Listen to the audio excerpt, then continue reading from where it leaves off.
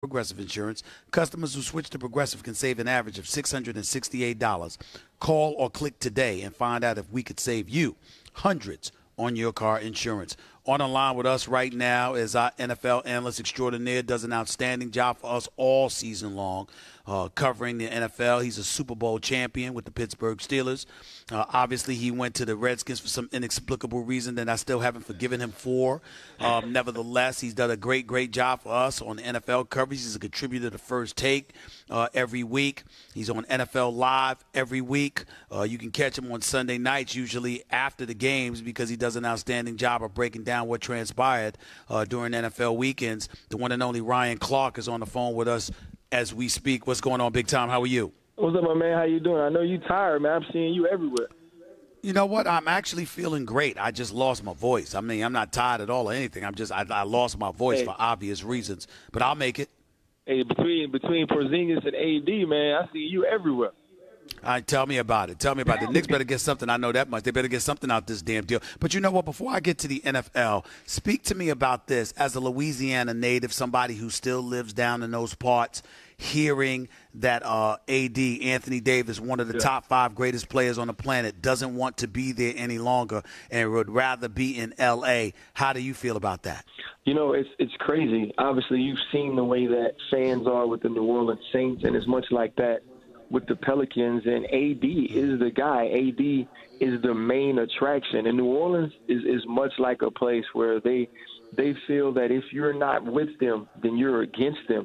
And it's actually been, you know, kind of strange to see how they've reacted after losing the game to the Los Angeles Rams the way they did, and now having AD say out loud, say publicly that he doesn't want to be there anymore.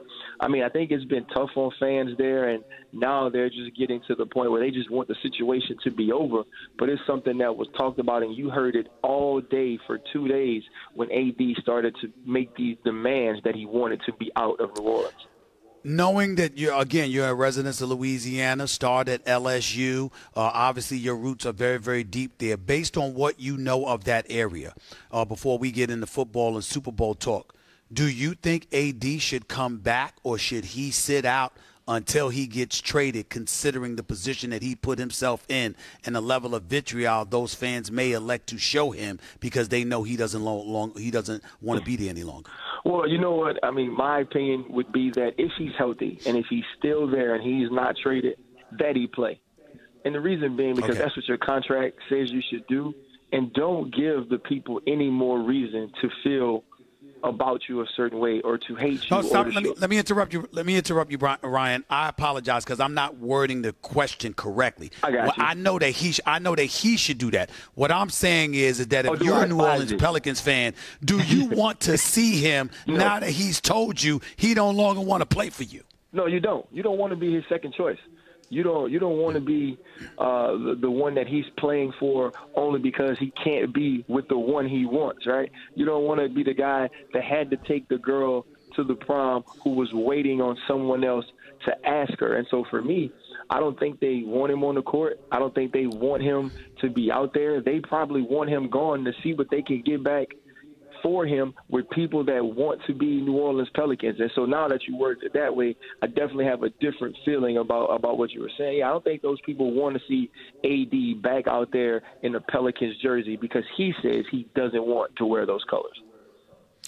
We're talking to Ryan Clark, NFL analyst extraordinaire with Louisiana roots, perfectly qualified to speak about the tenor that exists in New Orleans, Louisiana. He's right here with Stephen A., ESPN Radio, ESPN News. Let's get to the Super Bowl talk. We've got the Rams versus the New England Patriots. Is this how you saw everything going down? Is this the encounter you anticipated, or was it something else? You know, going into the playoffs, I anticipated Kansas City to come out. You know, you've talked about it before with Andy Reid and him needing to be able to get his team to a Super Bowl and to win the Super Bowl.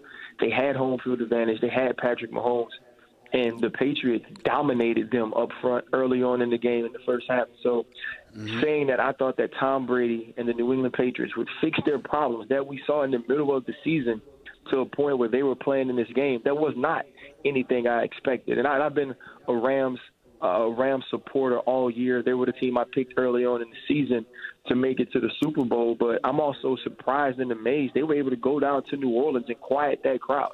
win that game. Obviously, the call was a huge factor. The missed call or the no call was a huge factor in the Rams being there. But I can be honest and say, going into the playoffs, I expected both number one seeds to have the best chance to come out. So for these two teams to go into those hostile environments and win shows you just how good, how well coached they both were. And I think we have a great matchup on Sunday night. Who do you have winning this game? I'm going with the Rams. I think and it's hard. I said the other day I wasn't going to go against Tom Brady anymore because every time I do, he just makes me look like a fool. And Ndamukong Suh, Dante Fowler Jr., we've been waiting all year for those guys to start giving Aaron Donald some support. We understand that he's the best defensive player. It's not, if not the best non-quarterback or most influential non-quarterback in the league, but he couldn't do it by himself.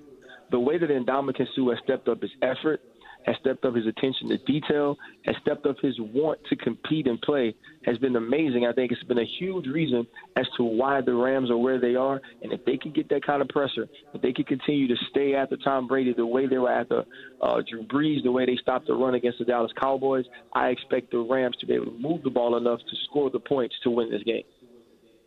Is it possible that the biggest reason that you could be wrong about this kind of prediction is because James White is going to be catching passes out of the backfield, and that's going to cause havoc and wreak havoc on the Los Angeles Rams? 100%. If you look at a place where the Los Angeles Rams are vulnerable, I know we talk about the secondary a ton, but look where Alvin Kamara was able to exploit them early on in the game in New Orleans. It was pass catching out of the backfield. You saw the adjustment made by the Rams to have Ndamukong Suh or other linemen chip Kamara out of the backfield because the linebackers couldn't keep up.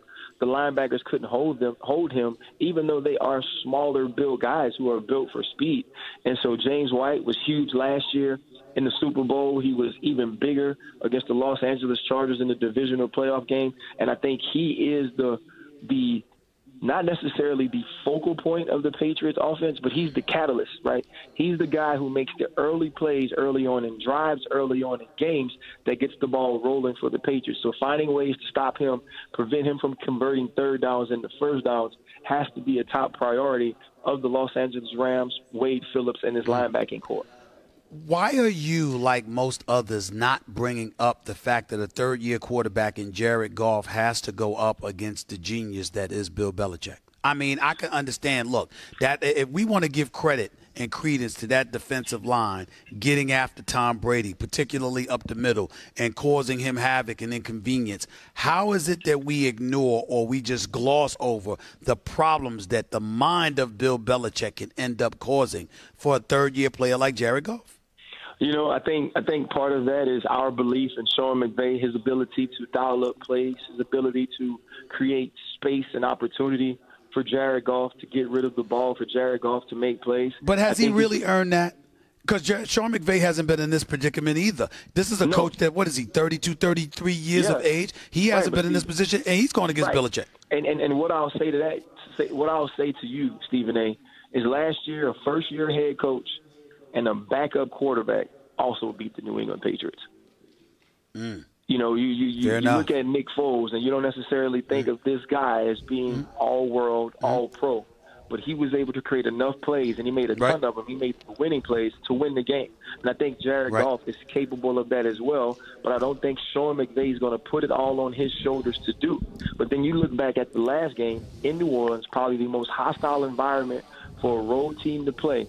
There was a drive he needed to make to get in field goal range and send it to overtime. He did that. He was pressured 2 times in overtime, got the ball out of his hands on boots where it could have been sacks. It could have been errant throws, but he made the plays. I think Jared Goff showed you that in crunch time, he's even kill enough, he's calm enough to do it. Ryan Clark, last question. You do understand that you're basically saying that Tom Brady and Bill Belichick are going to lose back-to-back Super Bowls. You understand that, right? Well, I just want you – I'm going to bring up this point. Last year I had to make 2 bold predictions on Friday before the game on NFL Live. My first was that Nick Foles would lead a touchdown-winning drive in the fourth quarter and the Philadelphia Eagles would win. My second was that Tom Brady and Bill Belichick would never win another Super Bowl. Now, they have a 50-50 chance to do it, but those were my bold predictions. And so I believe that in this game, the Los Angeles Rams edge out the New England Patriots 34-31. Ryan Clark, appreciate you, man. Keep up the great work. I'll see you after the Super Bowl, my man. Thank you so Yes, much. Sir. See you, my guy. All right. I always pause when I have to have my next guest. And in the interest of full disclosure to my listeners and my viewers out there nationwide, the man that is sitting next to me right now was a guy. He's not just an extraordinary reporter for ESPN and has been on the NFL for many years. He's not just an author, but he's also a guy that used to be a former newspaper reporter that took me under his wing when I arrived in Philadelphia in October of 1993. He was covering politics for the Philadelphia Inquirer, and he saw this little loudmouth, brash kid from New York City who was wet behind the ears, breath smelling like Similac, didn't know a damn thing, okay, and took care of me before he departed for ESPN. He has always been my friend for many years. I love him dearly. The great one himself, the one and only SAL Paolantonio. What's going on, big time? Oh, Stephen, hey, listen, buddy? let me tell you something. How you doing, buddy? I could recognize your talent 5 miles away. I saw it from the beginning. I knew it was going to happen. I just never knew it was going to explode like this. It's great to be here with you on your set, on your program, Super Bowl 53 here in Atlanta, Georgia. I appreciate it. You know I love you, man. And let's just get right into it because, I mean, the way you cover the NFL, Lord knows what we're about to learn over the next 10 to 15 minutes. Let's break it right down. Number one, we've got the Rams going up against the New England Patriots. People looked at the New England Patriots this year and saw the things that they saw. Gronkowski, health issues, etc. Edelman suspended the first 4 games. Josh Gordon getting exiled for obvious reasons that we don't want to get into on Super Bowl week. In the words of Tom Brady, people think we suck, we can't win any games. That's right. How the hell did they get here? Well, they took an offense that was from the outside in, and now they have an offense from the inside out. If you look at what they did against the Kansas City Chiefs, it was pound the rock, eat the clock, run 97 plays. They ran 97 plays in the AFC Championship game in Arctic conditions on the road in a hostile environment and beat the Chiefs. That's why after the game, Tom Brady said it was one of the, quote, great joys of my life to win that game. Now, this is a man who's had a lot of great joy, both personally and professionally. He said it was one of the great joys of my life for them to do what they did, to run 97 plays in a hostile environment in Arctic conditions and beat a pyrotechnic player like Patrick Mahomes and Andy Reid, who knows what he's doing in most circumstances. Yes. Okay, in most circumstances. In most circumstances. Not all circumstances. So that was a great win for them. I disagree respectfully with Ryan Clark, your previous guest. I think the Patriots in this game have a chance to dominate this game. Because of the way they can dominate offensively. I think if you look at the way the New England Patriots have lost their 3 Super Bowls, it's been the pass rush of the opposition, especially in the fourth quarter. We're not sitting here talking about Nick Foles, Nicky Touchdown, and the Philly special book that I wrote about their championship season. If Brandon Graham does not strip sack Tom Brady in the fourth quarter, what we're talking about is Jim Schwartz going into the witness protection program because they couldn't stop Tom Brady in the fourth quarter. Am I right about that? Absolutely, no question. So that's the basic difference between Tom Brady prevailing in the Super Bowl and losing 3. Pass rush and pass rush in the fourth quarter. This Patriots offensive line is better than it's ever been. I think this is the best offensive line that Bill Belichick has ever brought to the Super Bowl. They are big, they're strong, and they're well coached. And secondarily, they now run from the inside out. They are going to pound the rock, and they are going to eat the clock. I will throw this at you. You did acknowledge that if you wanted to beat the Patriots in the past, it's by a pass rush. We talk about the Los Angeles Rams, particularly on the defensive side of the ball. What's the number one thing we talk about? We talk about Aaron Donald. Okay. Now, obviously, we've got to talk about Ndamukong Suh, the way he's looked in the playoffs, particularly against Dallas. Brock, as we can't ignore Fowler. Where was Aaron Donald in Chicago? Where was Aaron Donald in New Orleans? Where were those guys? But I'm asking the question. I'm not making a proclamation here. I'm asking a question. Aaron Donald being universally recognized recognized as the greatest defensive player in football. Yeah. A guy that's soon to, he's an MVP, defensive player of the year, and en route to another one. You have people who look at him that way. That same Aaron Donald that wasn't there in Chicago or other places, like you said. You think that's going to be the case in the Super Bowl? Listen, what have we learned about Bill Belichick over the years? First of all, he coached as the defensive coordinator of the New York Giants, the best defensive player of all time in Lawrence Taylor. He learned firsthand and up close, you got to take away the number one player on the opposing team. The reason why they didn't beat the Eagles is there wasn't a number one player. The Eagles were a total team run as individuals put together. And you have Aaron Donald. They took away Tyreek Hill. Okay, in the AFC Championship game. So one catch for 42 yards for Tyreek Hill. So there's the best player on the field. They took him away, okay? So I think he's very capable of devising a game plan with Dante Scarnecchia, maybe the best offensive line coach of all time in the NFL, of double-teaming Aaron Donald and neutralizing him to the point where he is not in Tom Brady's face all game long. The second thing is that the way you neutralize a pass rush from the inside out is you run the ball on the fringes. You run the ball on the outside with James White, with Sony Michel. You run the ball with Devlin. You run the ball with Rex Burkhead. You make sure that Aaron Donald is doing this. Okay. Gone outside the 7. So you're talking about reducing Aaron Donald to Joey Bosa, what they did to Joey Bosa in the divisional playoff game when NFL Films caught him on the sideline talking about, this is during the game. Tom Brady's awesome. Yeah. He's awesome. I mean, what do you do to him? No, by the way, would you hold on? Would you stop getting rid of the ball so quickly? This is what Joey Bosa was saying. Well, that's the other thing is he gets rid of the ball in 2.5 seconds or less in most cases, okay? Fastest in the history of the National Football League. I'm not saying that Aaron Donald is not going to be a factor in the game. I think they have the capability of neutralizing him. You can't beat, as the Chicago Bears found out against the Philadelphia Eagles, you can't beat a team with just one defensive player. And I think that's the key thing. SAL Paolantonio right here with Stephen A., ESPN Radio, ESPN News. You know something? Aqib Talib used to play for the Patriots. He played with Tom Brady.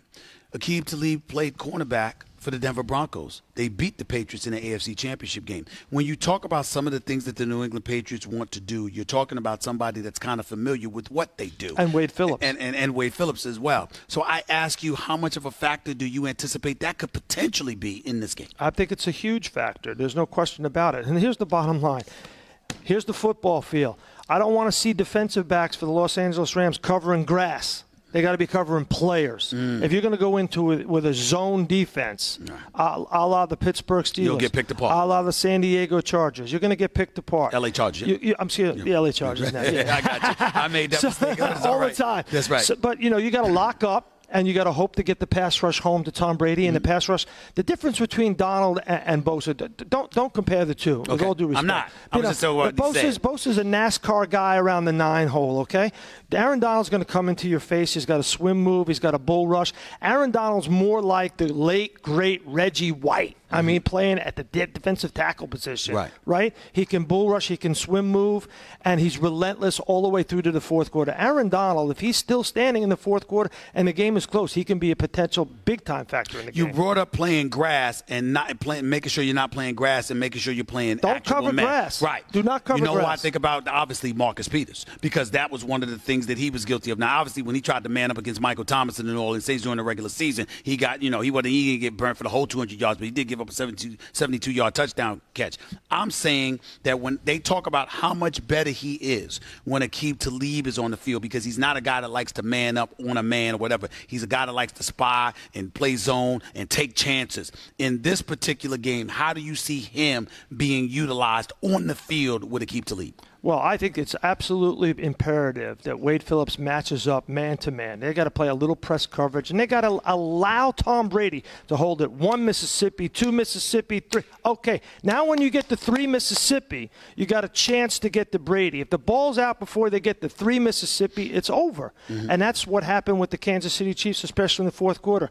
I was waiting for our good friend, Andy Reid, who we know we covered for many years of Philadelphia, to just go, whoa, ho, timeout, ref. Let me gather my defense. Let me give him a little bit of a breath. And hopefully Sean McVay, the genius coach who couldn't beat Chicago and failed to beat Doug Peterson twice in L.A., let's hope that he can manage the fourth quarter, because nobody's better than managing the fourth quarter than Bill Belichick. Do you look at Sean McVay right now and see a guy with his youth capable of out-coaching Bill Belichick? I don't think it's a question of youth. Experience is only required when you're not capable. And I think he's very capable. I think he's extremely smart. I just think in this particular case, when you have a guy like Bill Belichick, it's going to listen, how did the Eagles beat the Patriots? Stephen A., they converted twice on fourth down. Can I remind everybody about your book, the title of your book? It's Philly Special, how the inside story, how the Philadelphia Eagles won their first Super Bowl There title. we go. Last year. Go ahead. Bestseller on Amazon because of your show. Thank you very much. I wouldn't say that, but thank you so much. All right. Absolutely. Go ahead. But the bottom line is, the Eagles didn't roll over the Pats. They went at them, right? And they took calculated risks, but they executed. Football's about three things: matchups, adjustments, execution. That's what you have to do. So when you see the matchup, you're going to have a counter matchup. You're going to have a counter move. That's what Ray Lewis was so great at. You know what? He was a quarterback on the field, the defensive side of the field. He could see what you were doing before you were doing it. So it's about matchups, adjustments, and then when you make that adjustment on fourth down, guess what? You better execute. You better execute the Philly special. You better execute the fourth down pass to Zach Ertz when it counts in the fourth. I mean, that takes big pumpkins in order to be able to do that and then execute it. So I don't know if McVay's there yet. I certainly don't know if Jared Goff is there yet. Covering the NFL as long as you have covered the NFL, Sal Paolantonio, are we at a stage, or have you joined most of America who seems to be at a stage where they're acknowledging Tom Brady is the greatest of all time, even better than the greats like Joe Montana and others? Are you at that place? I am at that place. I'm very close. I mean, I don't see where you have to take one over the other. Understood. But if you and I were, we're dividing up sides on a Turkey Bowl game, if you take Brady, I'll take Montana, and I like my chances. The reason why I asked the question, I'm always interested in it, is only because Montana never lost a Super Bowl. They never lost the Super Bowl, A, and B, the game was so much rougher back then. Sure. And I think as great as we see these athletes are, the speed, the violence of the contact, etc., I don't think people realize how considerably softer the game is compared to what it used to do. All they did was brush Brady's helmet. That's right. They just brushed his helmet. Put in perspective for those in all your years covering the NFL, the difference. I love the rationale. They brushed Brady's helmet. Well, it was the viewpoint of the referee. Ridiculous. Stop. Ridiculous. The game is much, much different. So that's why I say it's hard to compare for sure. I want to get to some quick hitters with you before I let you get on out of here. You cool with Andy Reid getting rid of Sutton as his defensive coordinator, moving in a different direction? He had to do it. Somebody's got to go. What happened in that game was I'm going to say it was malfeasance. Yes. I mean, it was. That's the bottom line.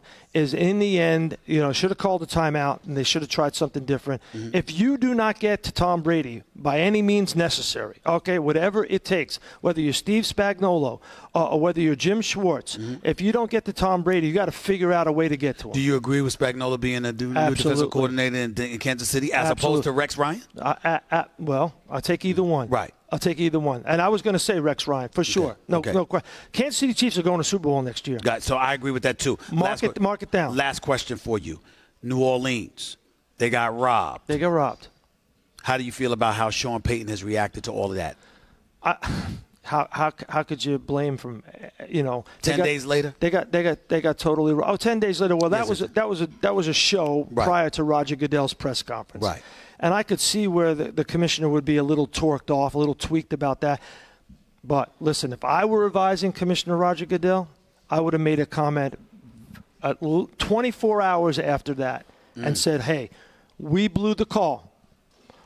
This is what we're going to do about it. We understand people's emotional reaction to it. We're part of the NFL. We want you to be part of the NFL. So let's be upfront about it. And you get out ahead of the story and create your own headline. Got you. You got an NFL. You got a Hall of Fame vote. I do. You see them. Tony Gonzalez, Ed Reed, Isaac Bruce, Edgerrin James, Atwater, Champ Bailey, all of these guys. Give me two names that stand out in your mind above all else. Two names that stand out. Without a doubt, Ed Reed's a first ballot Hall of Famer. Ty Law. Now listen to this, okay? Ty Law. There are no New England Patriots in the Pro Football Hall of Fame from this dynasty, okay? Wow. Now, you look at the Raiders in the 70s, won 1 Super Bowl. They got 7 people in. The Bears in 85 won 1 Super Bowl. They got 8 different players and coaches into the Hall of Fame. The Patriots have none. Those Super Bowls didn't win them by themselves. And you want to say Belichick's system? Well, there was a Noel system. He's got his players in. He's in. There was the Lombardi system. Lombardi's in with his players. That log jam needs to be corrected.